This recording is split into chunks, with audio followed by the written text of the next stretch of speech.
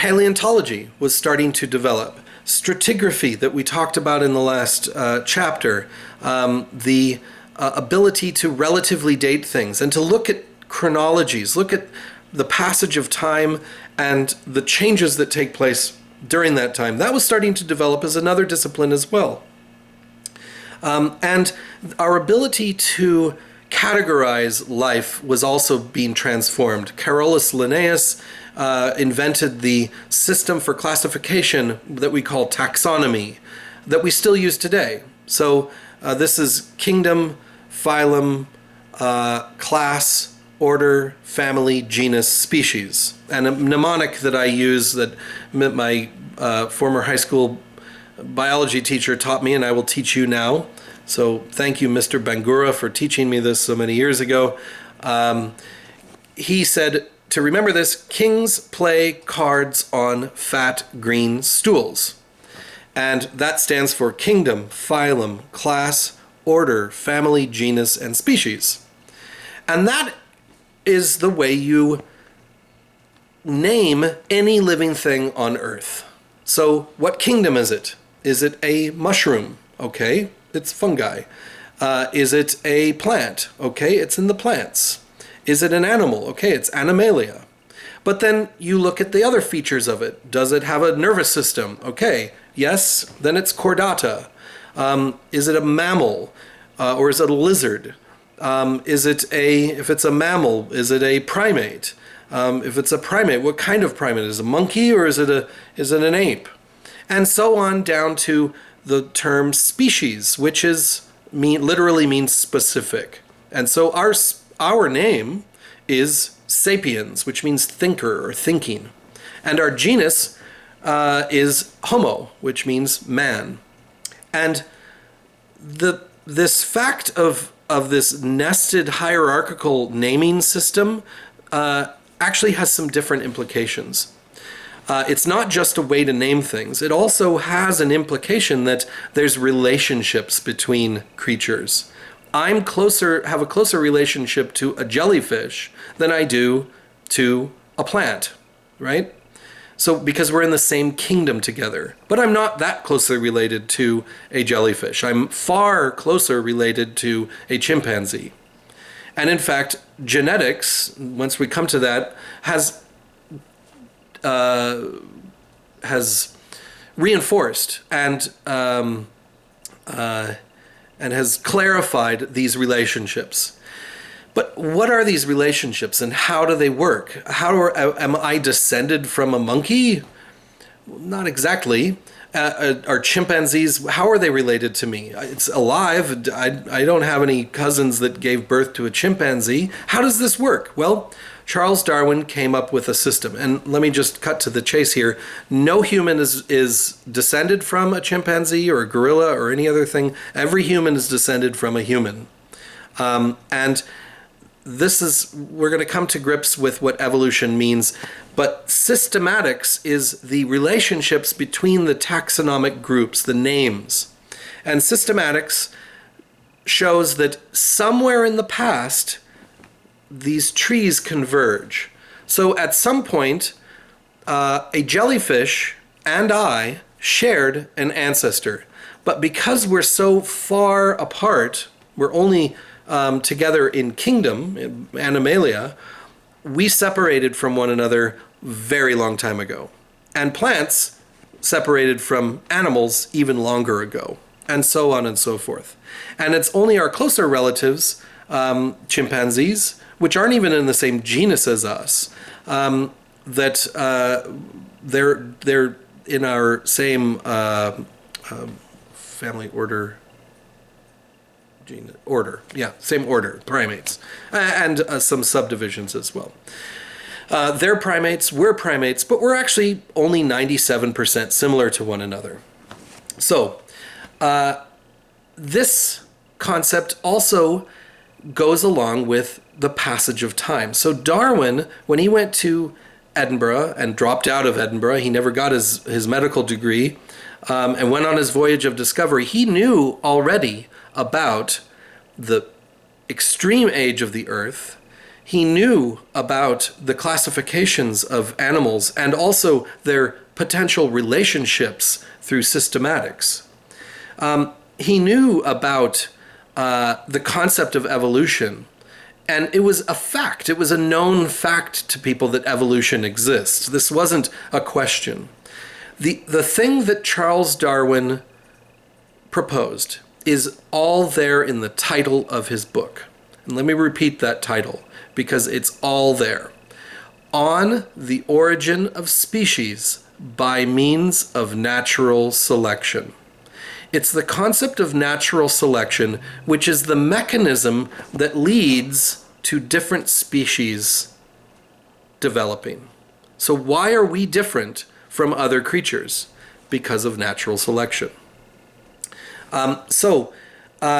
This is his theory of his theory of evolution is really his contribution was natural selection. Now, what is natural selection? It's sort of a circular argument that things survive because they survive.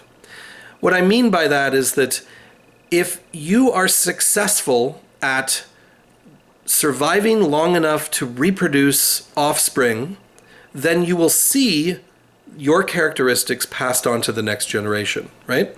So if you're successful at surviving long enough to reproduce, then you will have offspring. And if you don't survive long enough and you don't have offspring, then you're done. Evolution is done with you. For instance, I do not have children and I will never have children. So I'm an evolutionary failure. I'm sorry to my parents. I'm done.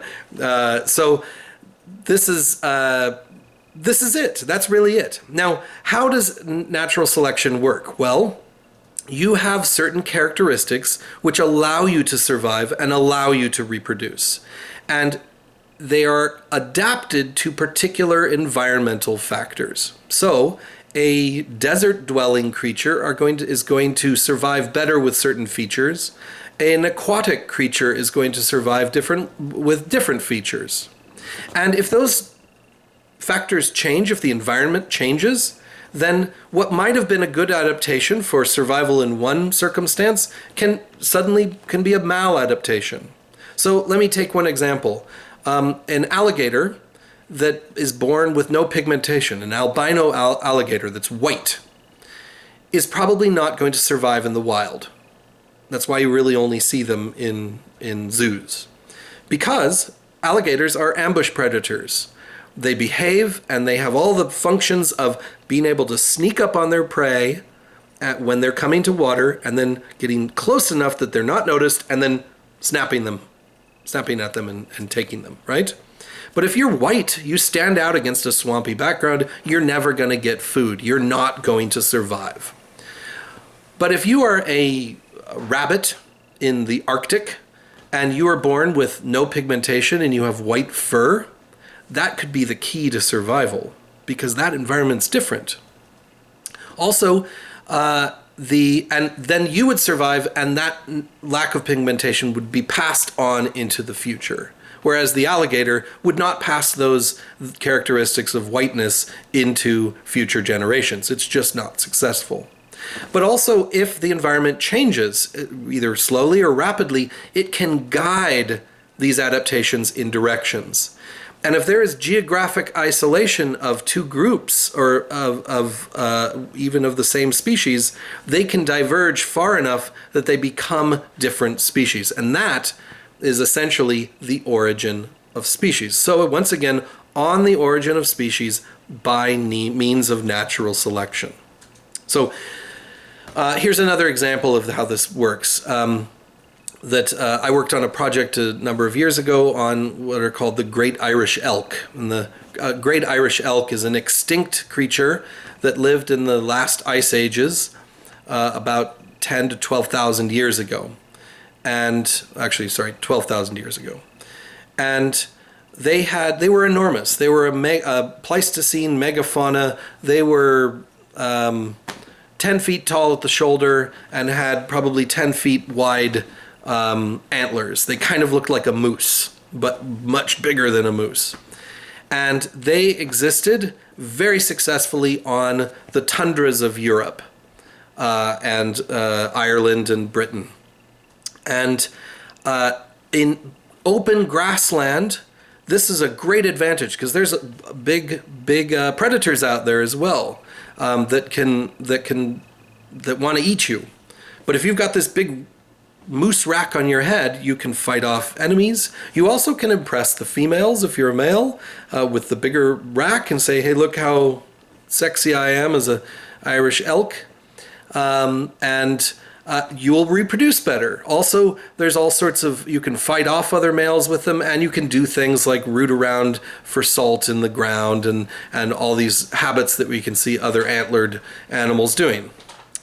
But what happened was the ice ages ended, and what these open grasslands, this tundra that existed in Europe, suddenly started to sweep across with forest area. And the Irish elk, with this giant rack, suddenly found themselves not in open grassland, but in dense forest. And you try moving around through a forest with the big giant 10-foot wide antlers on your head. So what was once a very good adaptation very rapidly became a very bad adaptation. And that led to their extinction. And so you can adapt to environmental changes, but sometimes you can't. And this is where you find some creatures don't survive at all. Sometimes they emerge with new adaptations, sometimes they split into different species, and sometimes they end altogether. And this is the way natural selection works. He observed Darwin got his ideas from the Galapagos Islands, or at least he was able to establish some really good connections there. Because the Galapagos Islands are a very remote archipelago. They're a collection of islands, each with their own little ecosystems, their own little environments, microenvironments. And he saw, when he was there, each island had finches, the bird, finches.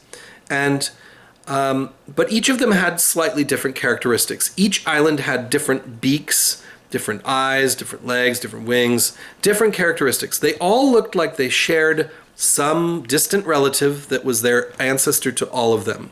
And he hypothesized that from South America, a migrating reproductive population of finches got off course, wound up on one of these islands, said, whew, okay, that was a long flight, let's not leave this island, and stayed there generation after generation. But then some of them went to some of the other surrounding islands that weren't very far away, but found different food sources, found different predators, found different challenges, and adapted to those micro-environments. And so one island might have had big, heavy nuts that you had to crack, and so those finches had big, strong beaks. Another island might have their main food source available to them was little termites in pieces of wood that you need a little needle type beak to get in there. Others might be eating moths or flying insects, and so you need sort of a medium-sized beak. And he was identifying the different variants, and he called this adaptive radiation, that from a common ancestor you can have splits fanning out, adapting to different environments. And so it's very important that you not just understand what the physiology is, what the animals look like, but also how that is an adaptation to challenges at that moment in time in that location. So the environment and changing environment was also very important to understand. Now, this was all reinforced by some of the discoveries that were being made in paleontology, that there were extinct animals, right? That we now know that the dinosaurs no longer exist because there was some catastrophic changes, but there were also mammals predated the extinction of the dinosaurs. They were just a minor player in the ecosystem at that time. And when the environmental changes took place at the end of the Cenozoic, the end of the Mesozoic, mammals in the Cenozoic started to, that was their day in the sun, and we're still living in the Cenozoic era. So you see extinction and you see adaptation. But one thing that was not understood by Darwin, and he never used this term, and he never knew what it was he didn't know what passed down from generation to generation. He had no idea. He didn't know, he knew that sexual reproduction took place. He also knew that asexual reproduction took place. But he didn't know, you talk about, you get your mother's eyes or your father's ears or whatever. But how does that work? Do I get one arm from my mom and one arm from my dad? Am I a collection of body parts? How does that work? And we all know that development of humans takes place. You start as an embryo, and then you become an adult, and that sort of a thing. Darwin didn't know what passed down from generation to generation. He identified the principle of natural selection, that nature is selecting survivors and non-survivors, and it's competition for resources that is driving that selection. So there's a limited amount of food and resources available out there. If you get there first, and if you are able to survive in those conditions, then we'll see more of you, or more of your kind. And if you're not adapted to that situation, sorry, tough luck. You're not going to be seen again. Unbeknownst to Darwin, but at the same time as Darwin, there was a quiet monk working away in his garden in Austria, growing pea plants in his garden, who came up with the solution, found out what was being passed down from generation to generation. That person was Gregor Mendel, and he identified genetics. I'll come back to this after a break, so we'll come back.